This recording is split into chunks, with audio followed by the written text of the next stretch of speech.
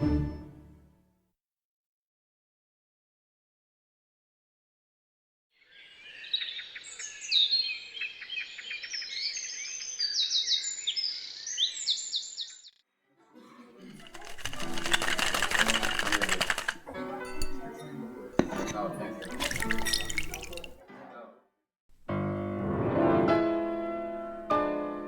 listening to the Dean Martin Association podcast, the place for all things Dino. This episode, Cindy regales us with tales of her trip to Steubenville for the annual Dean Martin Festival last month, where she met a whole host of fans, young and old. Welcome to episode 9. You know, it has been the biggest high that I've had in a long time. It was, I can't explain it. Yeah, we're going to have to with the podcast. I know. And that was the end of that. Goodbye, everybody. Exactly. Okay, we're done. Why, oh, why, oh, why, oh, why did I ever leave Ohio? Why did I wander to find what lies yonder when life was so cozy at home? Wondering while I wonder, why did I fly? Why did I roam? Oh, did I leave Ohio? Maybe I better go, Ohio. Maybe I better go home.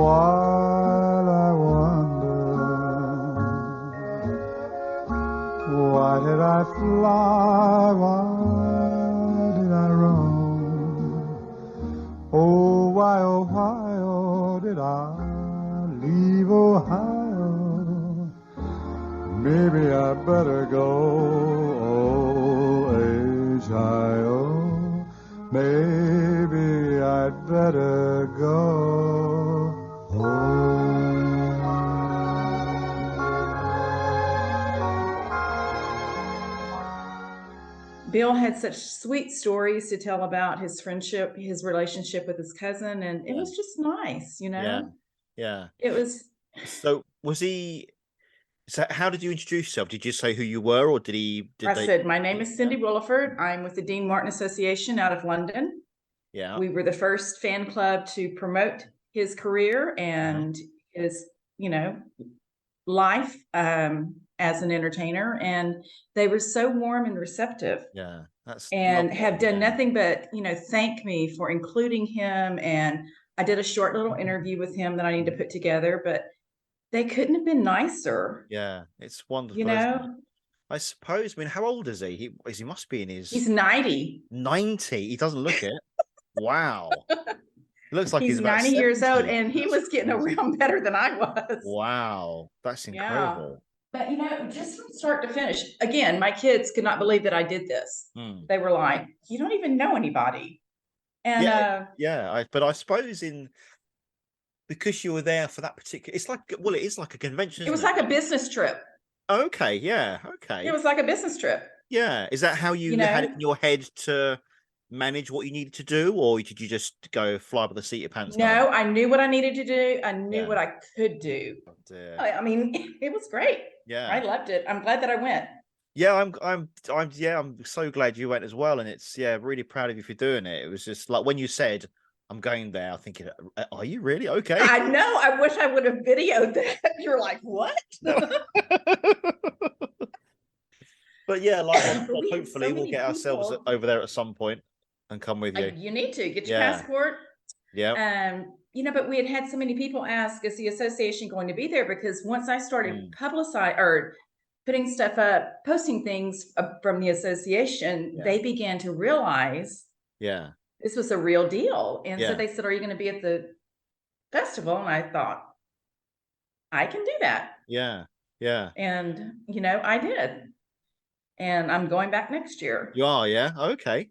Yeah. Wow. Yeah. It's okay. It's just, they're getting it together. It used to be a huge thing. Yeah.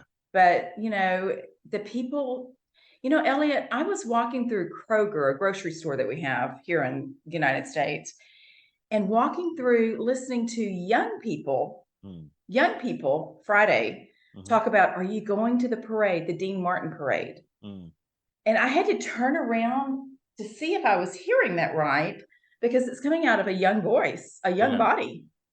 Yeah. And there was so much buzz around just about the festivities, whether you went to the art show or you went on the trolley ride or, go to the parade. Did you go to the car show? Are you going to the Rat Pack party? Or there was just so much buzz around it. And it just made you feel good, that.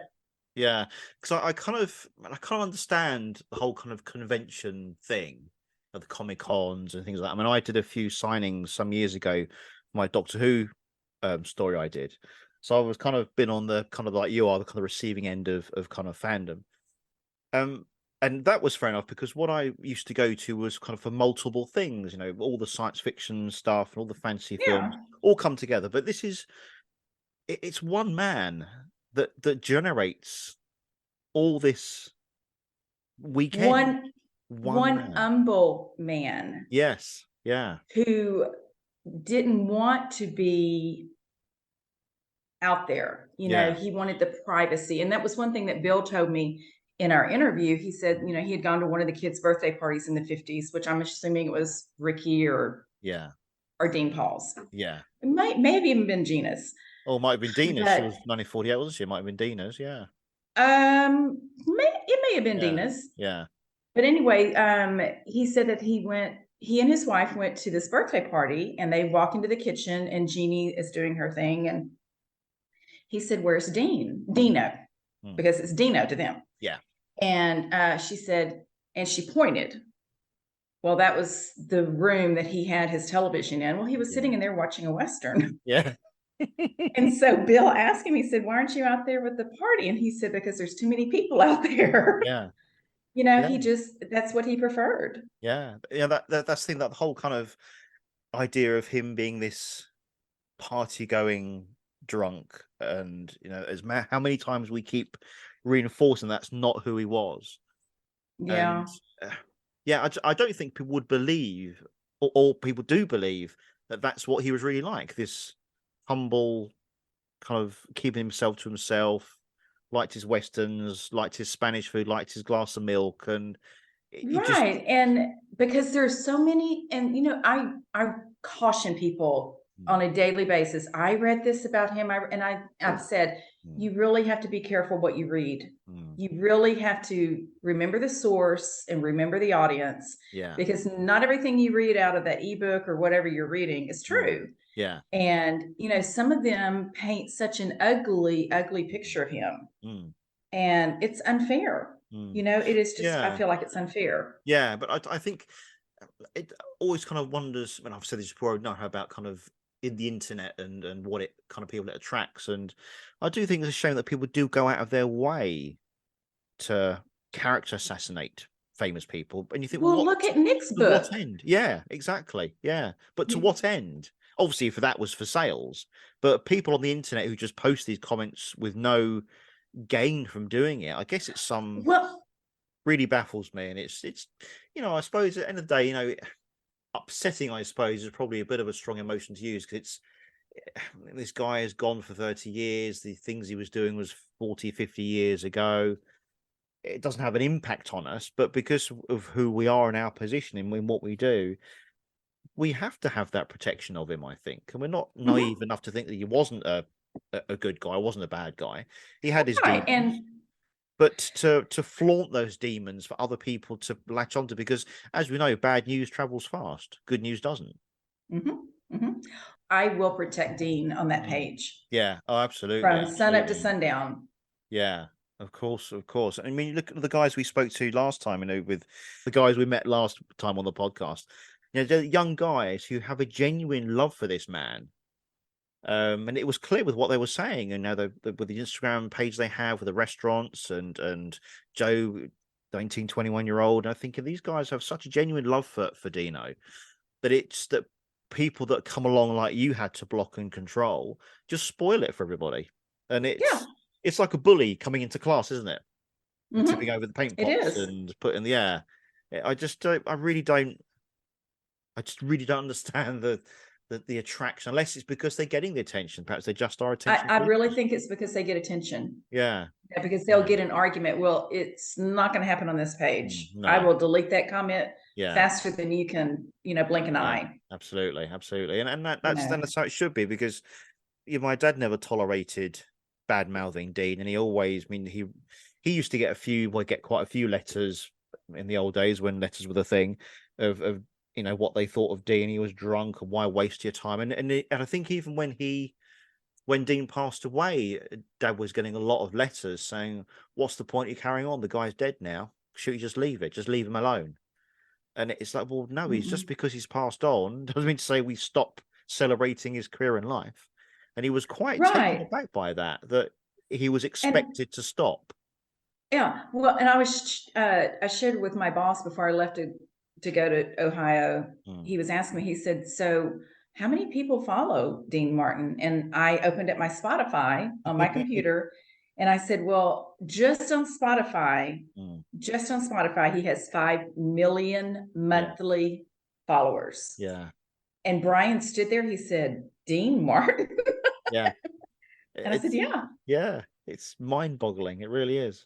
It is. It is. There's so many aspects of his career that's mind-boggling. Yeah. One thing that I learned today, I was talking to the tribute artist who did Dean's impersonation in Steubenville. Joe Scalise. Joe Scalise, yeah. He was telling me that his dad was a band leader, big band leader, and played for the MDA, the first MDA telethon that Dean and Jerry did. Yeah. And he was asking, he said, "So what was the date of that?" And I've got all of it. And I told him, I said, I love that you said that, because I'm doing some post on Dean's involvement with MDA, and I would love to, be able to spotlight that. I said, I'll get the information when I get home and I'll message it to you. Yeah. But, Elliot, it's like coming along to just random people. Yeah. And you learn something else. Yeah. And it's like I told Joe, I said, I don't think that we will ever know or understand what made this man up. Yeah. And all the aspects of the things he did in his career. I very happily attest to saying I don't know everything that Dean's ever done. I don't think anybody can. And when I was talking to Mark Adams many years ago, kind of when we first started building a working relationship, and he said to me, "You and your dad must know everything about Dean." I was like, "Yeah, I guess so. I don't know." And I think the answer is no.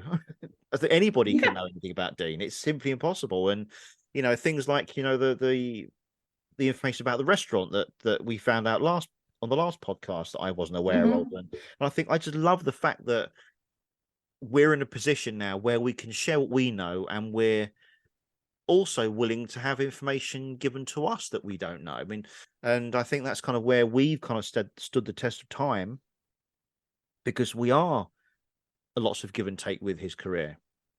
Happy to learn things we didn't know, and happy to give information that we do know. And I suppose kind of the whole thing with, kind of what we know, I suppose, what everybody knows really, it's kind of hard for us to find information now. But then you're doing a fantastic job by kind of picking out little bits here and there that suddenly surprise you. Well, and the way that I've been doing the post is I don't do a running post. Like today I shared the mural that's in Steubenville. Yeah. And I mean, there's a center of it, and then in each corner, there's a different era. Yeah. And, you know, a lot of people will just take the mural, and they'll just run a post after it. But I want you to come back. So, you know, I will bounce those around to where you come back to see what has been shared previous. Yeah. And it seems to be working. You know, we're still tweaking some things.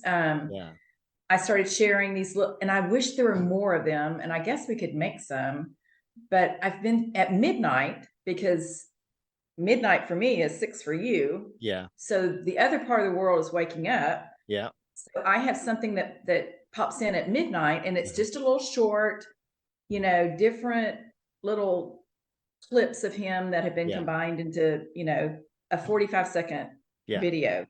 People are eating them up. You know, but it also keeps our page going. Yes. Yeah. So, you know, you're not stale. You have something that pops in. My last post is at 6 p.m. and then I post something at midnight, and it just kind of keeps the traffic going. Yes. But so my Australian friends and my, you know, friends from England and that area, they have something that's for their time. Yeah. For them. Yeah. And then the United States, and, you know, we'll catch up with it, but it keeps it going. And I just did an experiment with it, and had I mean, they loved it. They just had more. Yeah, that's the thing. I was kind of thinking, you know, about, I mean, I don't want to post a song at midnight. No. If anything, you know, there are all kinds of bloopers and things that you could. Yeah.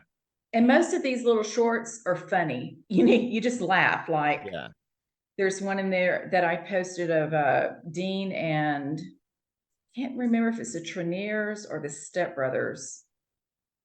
It's from one of his shows, and it's good. Yeah. But you know, they like things like that. Yeah. I mean, I've got probably about 12, 24 DVDs of clips of Dean that Dad got over the years. I'm going to have to sit down and go through it and literally take these clips out one by one and start putting them on our channel, which then you can obviously feed from. But I don't know what's on there. It's just nothing's. It's just literally a list of Dean 1960, Dean 1950. Your dad didn't know that we were going to come behind him. Yeah, exactly. That's the thing, because when he was getting this stuff, he was literally. He was gonna get in clips, people kind of recording stuff, news items from the States and sending it over to him, literally as a catalogue of what he was doing. All this stuff that we've got, I'm really gonna have to sit down and trawl through it and see what we have got, pull stuff out, and just make these little clips up as we go. Because like you say, Dad never kind of thought we'd be here all these years later, literally pulling it apart, putting it online. He's probably thinking, what are those two kids doing down there? Exactly, wasting their time. And I don't know what if any of it is rare. I don't know. I mean, obviously, I found the Danny Thomas show, which was taken off literally a few hours later by whoever owns Danny Thomas shows, which was a shame, because that was a really rare thing. And we got lots of comments from that one. I haven't seen it. We did. I shared it on before. Facebook, and they loved it. It just disappeared. They just took it off straight away.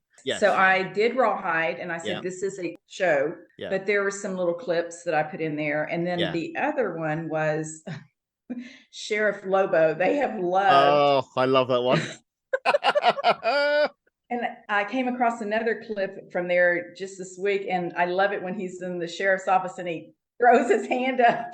I thought, oh gosh, because we never got that over here at all, that series, and so the only I've ever seen of it is Dean's episode, because it came over from the States when it was broadcast, and I absolutely loved it because I was really into Dukes of Hazzard and BJ and the Bear and all that kind of. So it really kind of hit home for me. Like Dean was in one as well, which was even better. And right. I can't imagine the whole series is particularly great, but I think Dean kind of elevates it. I'm sure the stories were quite odd. Sometimes it's just his facial expressions. Yeah.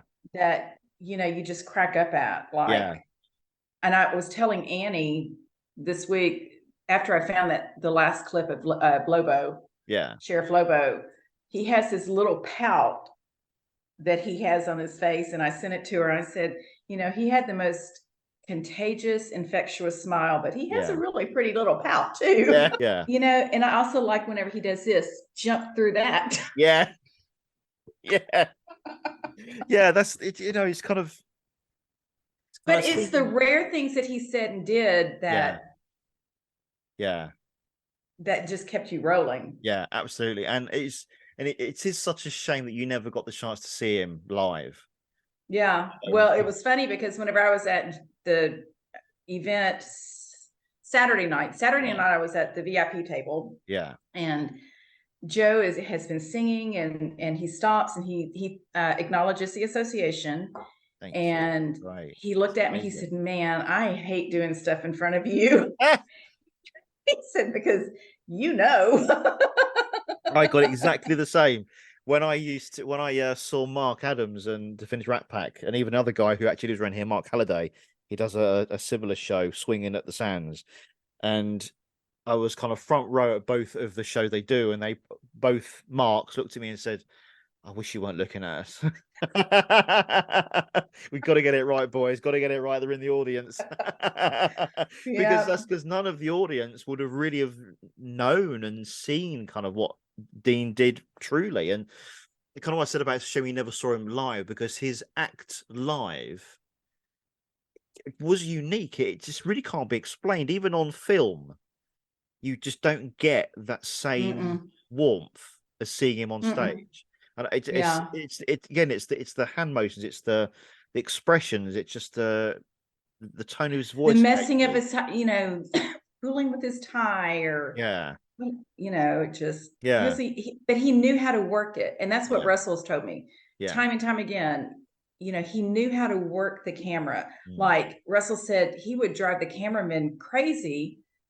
Because he's doing they would have him, they would be zoomed in, and then he starts doing this, or he turns around, or he looks at you, and he said you really had to learn who he was and what he was doing. Yeah.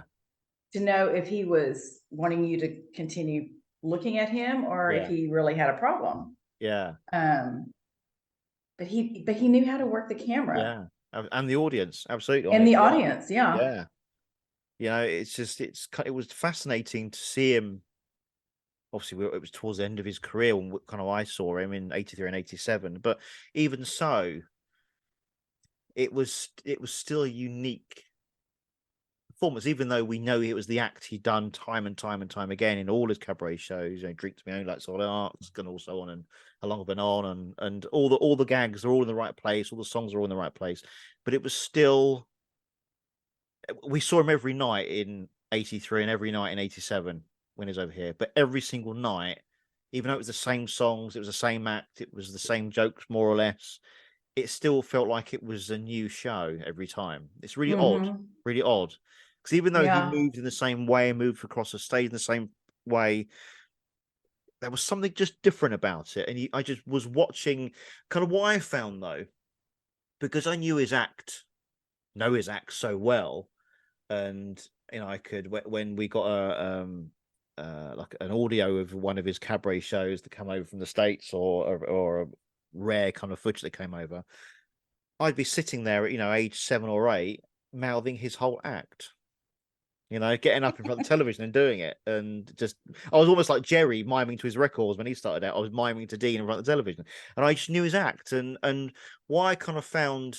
When I went to see him in 1987, and I would have been 16, and so I would assume much more aware than at 16 was when I was 12 when I first saw him.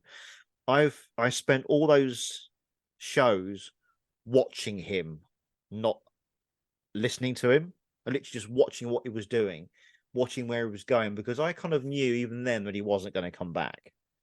There was no indication he ever was going to come back, but the guy was kind of in his late 60s, and we didn't think he'd come back anyway after 83.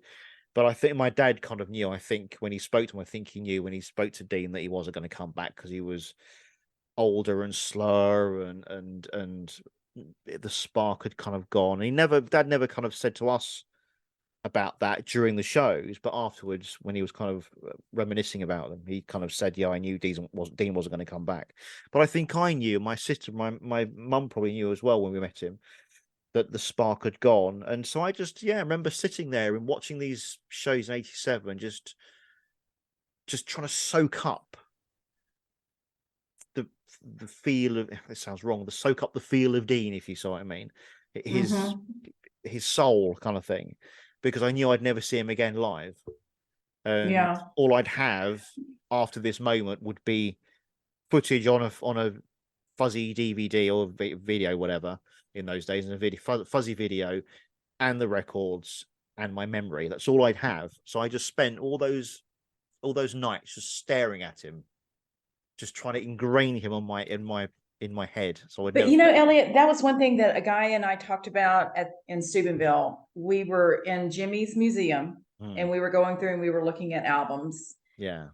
And it is mind-boggling. It is overwhelming at how hard and how long he's done this and what he's collected. I mean, I can't even put it into words. You have to see it to believe it. Yeah. But anyway, we're going through the albums and we're looking and we're talking about what your favorite song is and you know what it means to you. And he said to me, you know, even though so many of Dean's albums weren't themed, meaning, you know, they didn't have, you didn't start at song 1 and end at song 10 and they all were about the same thing. He said, but Dean had a song for whatever part of your life or situation you were facing. Yeah. You know, he had something, whether it was to pick you up or to carry you through. And that's just fascinating to me because I hear that all the time through posts, through conversations. And again, it's not from older people, even though I have some beautiful comments, you know, to share whenever we do our letter thing. But, you know, people that have listened to him all these years and they find comfort in his songs. Or, you know, he picks you up, like, you know, the songs from the Capitol years that were just different. You know, they weren't love songs. They weren't country songs. They were just different songs that he picked up. And your dad says that in his book that, you know, he's saying anything that was handed to him. And did it so beautifully. And, you know, some of those songs are the songs that just kind of pick you up, you know? Absolutely. And it's definitely a comfort thing. I mean, my sister said as well that kind of listening to Dean now is definitely a comfort thing. And more so for me for the Capitol years, I suppose, because that's kind of the ones that we seem to hear more of, probably towards the end of his career when Capitol, because obviously he didn't own the Capitol, his Capitol material. So the reprise material was very rarely heard or seen or out on compilations. So all that we ever heard was on the original LPs. There was no best ofs apart from the 20 original hits over here. So the majority of music that was readily available right up until 1996 was all his Capitol stuff. So that's the era that I most associate with and most familiar with because of that. And I suppose for me that is my comfort when I put on a Capitol singles album or a compilation or a Capitol album, because it's warm and it's the lush years of Dean Martin. It really is. Well, and so as I'm driving to this event on Friday, to Joe's event, I'm, you know, on this, it was that, I started to say devotional, but that post that I sent to you guys, you know, I'm driving these winding roads through the countryside of Ohio, and it's just beautiful. The corn plants are coming up and, you know, there are hills and mountains and, you know, it was just beautiful. And it was like, he came and sat next to me and all I could hear was the story of life. And it was one of those moments that just was very moving, you know, to remember that song and to see, not that song had anything to, because he was gone from Ohio by the time that he recorded it. You know, but just the text of it, you know, and you see where he grew up. Yeah. And it was just one of those comfort moments. Yeah. That's the thing, kind of listening to Dean Martin, as we know, is one thing, but listening to Dean Martin in his hometown. Yeah. And see, that was another has to lift you. Well, like whenever I got there Thursday night, a friend of mine from West Virginia had come in, and we were going to go to Naples, but they closed at 7, and I didn't get into Steubenville until 6:30. Yeah. And so we went to another Italian restaurant, which was really good. Well, we walk in, and right in front of us is the photo of him from Kiss Me Stupid. Yeah. That is in the restaurant area. Yeah. And, he was so loved. He was just so loved. Everywhere you saw something Dean Martin related. It is fascinating that, when you kind of have somebody famous who comes from a town or a city or whatever, they're not, I don't know if it's an American thing but it's certainly not a British thing where they're revered so much. You get the blue plaque on a wall. Somebody was born here or somebody lived here. Right. That's about as far as you'd get. But for a whole city or a town to venerate one of their, sons is quite incredible. Well, I went to the lot where his birthplace was. A lot of people were upset with that because it had not been mowed. There was not a sign on it. So I think that needs to be addressed. I don't know who owns the lot, but just standing there and seeing this little area and know that this is where he was born at 11:55 on June 7th. Yeah. It was just one of those moments. Yeah. We stopped at a bakery that he liked going to, one of his favorite bakeries. Went inside the house that he grew up in as a child, stood on the steps. The woman that lives there, Elliot, did not know that the Crochettis lived in that house until like 10 years ago. And she said, buses would come and they would go real slow by the house. And she said, I didn't know why they were stopping, and they kept doing this. And somebody finally said, well, Guy and Angela Crochetti lived here, which is Dino's mom and dad. Yeah. And she said, oh. Yeah. But, to have lived there and just find out that, you live in a house that had, somebody famous lived in. Yeah. Yeah. And we found another house that his parents lived in before he moved them to California. It was one of those, Elliot, to walk where he walked and to stand where he stood. It just stopped at the church. Yeah. And it, I can't explain it. No, I obviously bearing in mind that that the stairs have been painted, the walls have been painted, the carpet's been changed over the decades, but it's still the feel of that person being there. And it's I love history. I love anything historical, but I don't like going to historical places because there's tourists there. Right.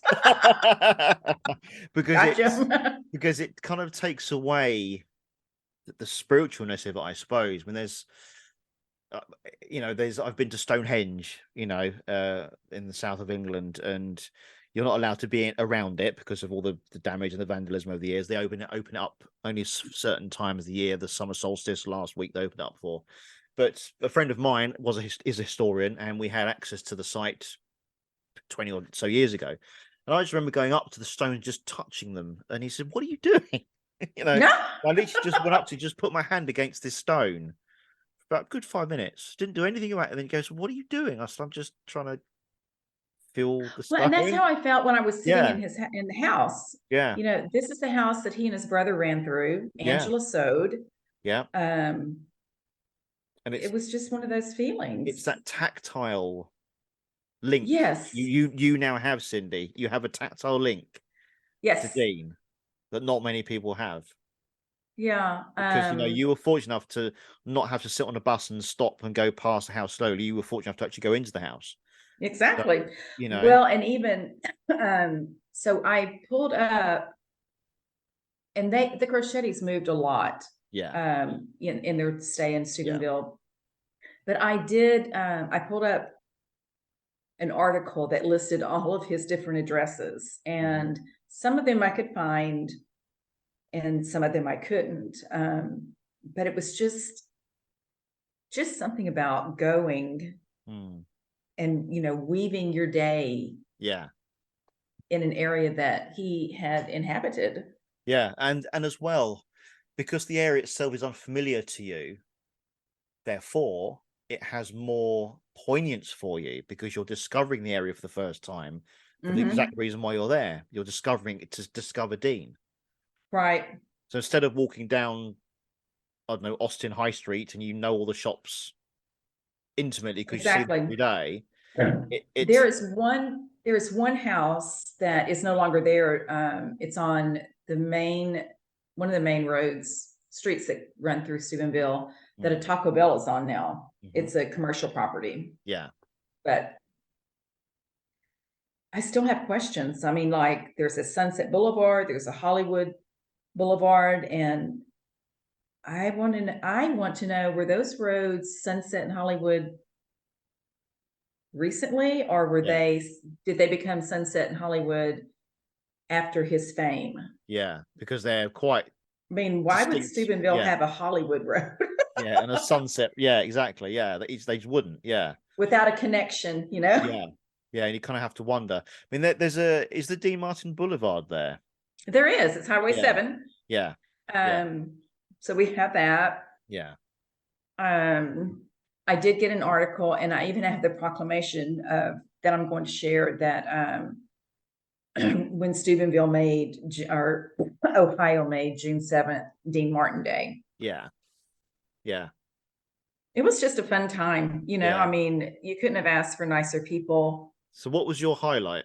My highlight was meeting his cousin. Yeah. I probably had two.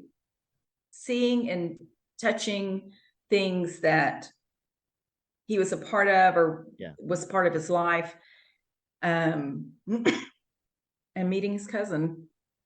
Do you think it would have been less impactful had you gone without the festival being there that weekend? Had you just gone to Steubenville because you're a Dean Martin fan, and there wasn't such a thing as a Dean Martin festival, you just went to see where he was born and I'm a historian, so I drive my kids crazy because I like to read the historical markers, or look things up. It probably wouldn't have been as much impactful. Yeah, but it would have been enjoyable. Yeah, and I suppose that's one thing that we do have to thank Steubenville for, the festival committee for, because they don't have to do this. They didn't have to do it. They don't have to do it every year, but clearly, I mean, how did it start? Did you speak to any of the committee organizers? Did you meet anybody who run the committee? I have visited with one of the committee organizers, and she's a very sweet woman. I didn't get a chance to talk to the historical center, where there's a video that plays, and they almost didn't have it, because COVID hit and nobody did anything. But they almost didn't have it, and the people wanted it. And so they just kept hounding the mayor, and he finally said, so it is.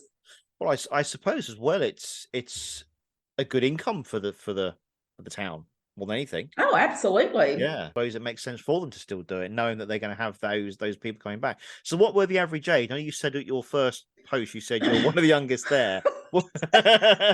Was it varied? It was varied. So the first event that I went to, I had to have been one of the youngest people in the group, because they were all much older than I was. There were some people younger than me, but it was an older age group. Now, and I didn't go to the spot bar that that night. Kim and I were going around to different sites. So I didn't do the spot bar, but then the dinner that we went to that night, that Friday night, it was varied. There were young people, there were older people. The big dinner on Saturday night was probably about half and half. Yeah. The parade, of course, had, young families and such. So what was on the parade? What did the parade consist of? It wasn't very big. They had a float that had the Rat Pack on it, and different cars would go through, dignitaries. Had a dance group that went through. Had a couple of floats. Yeah. So what were these? So you had a couple of live shows. So it was Joe did one. Was there other ones doing shows? Was it just Joe predominantly? Thursday night was a different tribute artist. Joe did a show Friday at noon at the Best Western. Yeah. And then Friday night there was a show at the Spot Bar, which is the one that I didn't go to. Yeah. There's a Spot Bar, and then there was some different tribute artists that did it on Thursday night at the Spot Bar, and then Joe did the show set Friday night at the Spot Bar. And then he did the big show, the Rat Pack show, Saturday night. Yeah. So the other people that were around you, were you being quizzed for information when they kind of knew who you were? Were you hounded for or was it kind of a general kind of sharing information? No, they were actually very kind. The sun is shining, but it's raining all over my face. Trickling teardrops and a feel out of place. 'Cause everybody's happy, go lucky. It's easy to see the sun is shining on everybody but me. It's been raining like this ever since you've been gone. And every day I'm bluer than the day before. And if the rain don't stop, I can see what's gonna become of me. 'Cause every day I miss you a little bit more. The sun is shining, it's raining all over my face, trickling teardrops and I feel out of place. 'Cause everybody's happy, go lucky. It's easy to see the sun is shining on everybody but me. Sing it pretty, Lynn. I'm always chasing rainbows, watching clouds drifting by. My schemes are just like all my dreams, ending in the sky. Some fellas looking fine as sunshine. I always looking find a rain. Some fellas make a winning sometime. I never even make a game.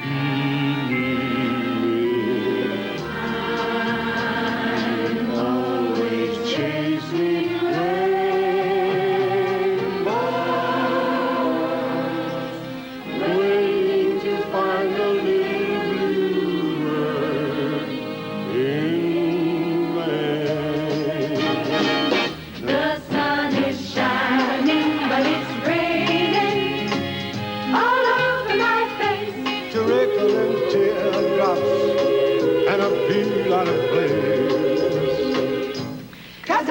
Everybody's happy-go-lucky. It's easy to see the sun is shining on everybody but I'm always chasing rainbows. And that brings us to the end of another episode. Thank you to the organizers and all involved with the Dean Martin Festival, and to everyone in Steubenville who made Cindy and the DMA feel so very welcome. The DMA hopes to be back there next year. A thank you to you, as always, for listening. On our next episode, Elliot will be joined by actor-producer-director Mark Halliday, who will be giving us his insight into Dean's legacy and how he is dedicated to keeping it and those of other legendary artists relevant in today's world. Hey, I got a date tomorrow night. Let's get going. I want to wish you a lot of luck. All right, here we go. I got to see one of the Duncan sisters at 12:30.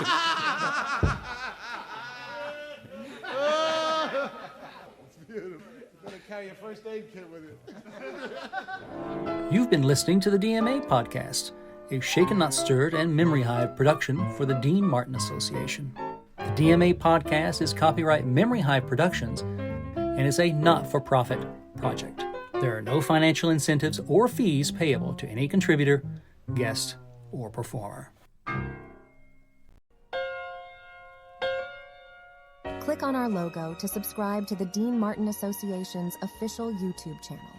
Please also visit deanmartinassociation.com. Why not also subscribe to our podcast on Spotify? Search the Dean Martin Association Podcast.